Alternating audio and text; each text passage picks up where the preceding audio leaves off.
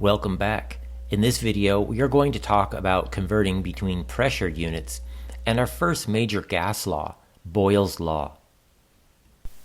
I recommend that you write this on a note card or maybe the back of your periodic table, which you always have present. We use 1 atmosphere, 760 millimeters, and 15 psi as our standard equivalents. Remember, while the technical value is 14.7 psi, we use 15 psi in this class because it's a nice, easy number to work with just starting out.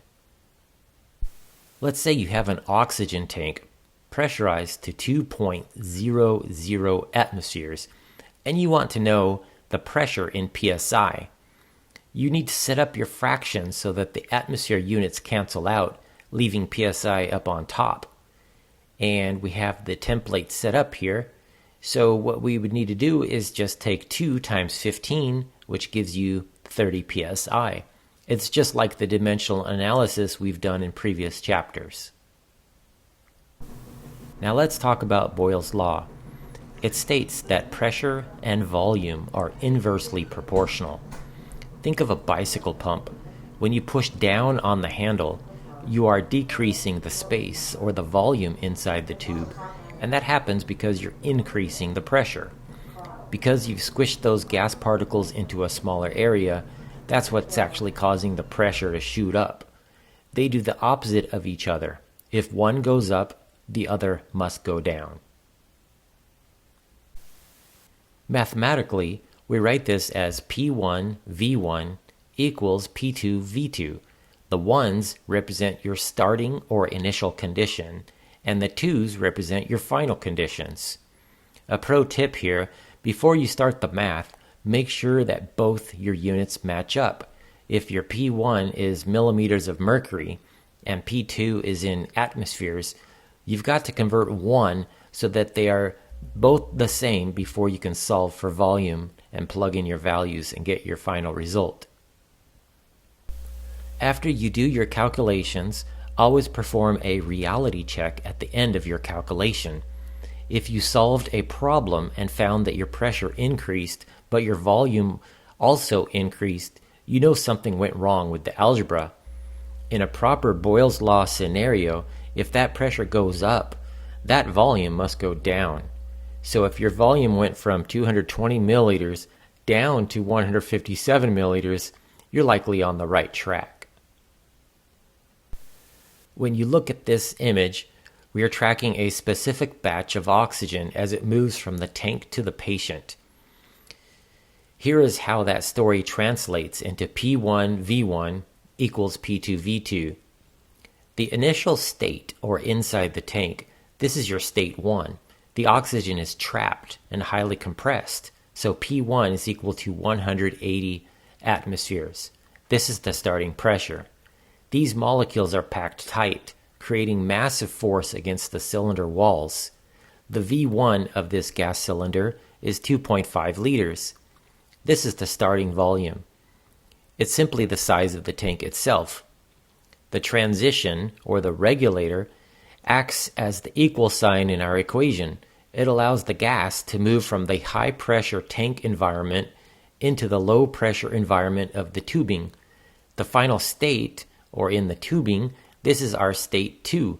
The oxygen has been released and has relaxed into the new space. P2 is equal to 1 atmosphere. The regulator has dropped the pressure, so it's safe for the patient to breathe, which is room pressure. V2 is unknown. This is what we are solving for. We want to know if we let that 2.5 liters of high-pressure gas expand until it hits room pressure, how much total space, or V2, will it take up now? This is of course important because the lungs have a certain volume, and we might want to know how many breaths of air our patient can take before the oxygen cylinder runs out.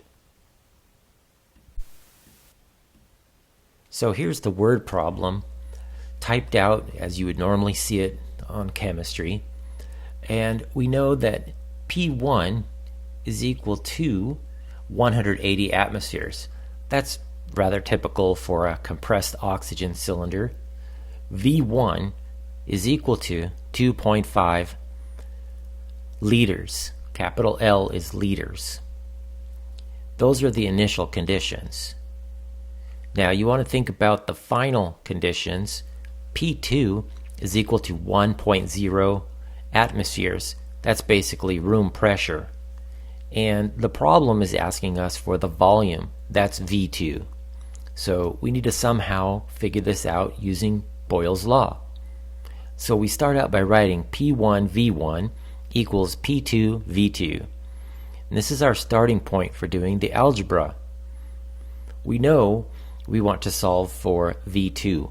So to do that, we are going to divide both sides of this equation by P2. So on the right hand side, that's going to cause P2 to cancel out. And now we have V2 all by itself on just the left side of this equation. So now we can write V2 is equal to P1 V1 over P2. You have to be very careful not to switch up your ones or twos or the letters when you write these things out. Now we can plug and chug.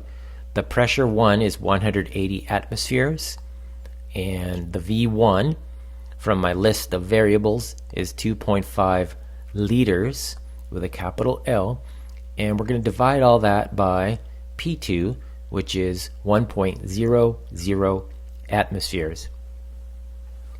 So now you can see that the pressure units of atmospheres are going to cancel, and you can grab your calculator and figure out what this is equal to. So on your calculator, you're going to multiply 180 by 8.5, and you're going to get a value of 450 liters. So that's the final answer for this problem.